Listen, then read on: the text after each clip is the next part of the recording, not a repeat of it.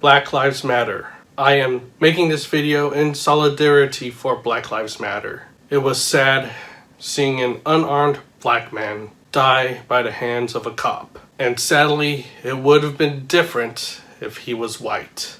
Over hundreds of years in this country, we've had a history of racism, discrimination, injustice. Black people to have suffered the most of that racial discrimination and injustice. Many black people have been killed or assaulted by cops due to racial discrimination, racial profiling. And last Monday, we saw an incident like this happen again, where an unarmed, detained black man was arrested by a cop, with the cop putting his knee on top of him, forcing him down, to where that cop killed that black man, George Floyd.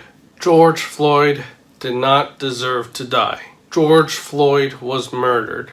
And just a couple days ago, justice has been served to George Floyd as the officer involved in his murder was charged for third-degree murder. But it does not stop there. This injustice in our police force throughout the nation angers me deeply. As these incidences continues to happen, there needs to be accountability and punishment towards those cops that murder innocent black people. Again, this is not the only incident. Throughout the years of U.S. history, there have been incidences where black people are wrongfully killed because of racial discrimination, racial profiling by cops. All of this is unsettling and it angers me. Something needs to be done. There have been protests throughout the nation clamoring for change and justice for those wrongfully killed.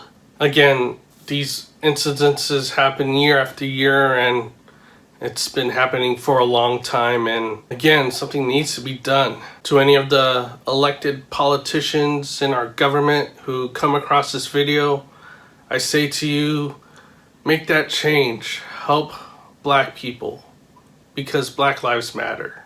Help black lives so that they don't walk out in fear. They walk out in freedom and peace.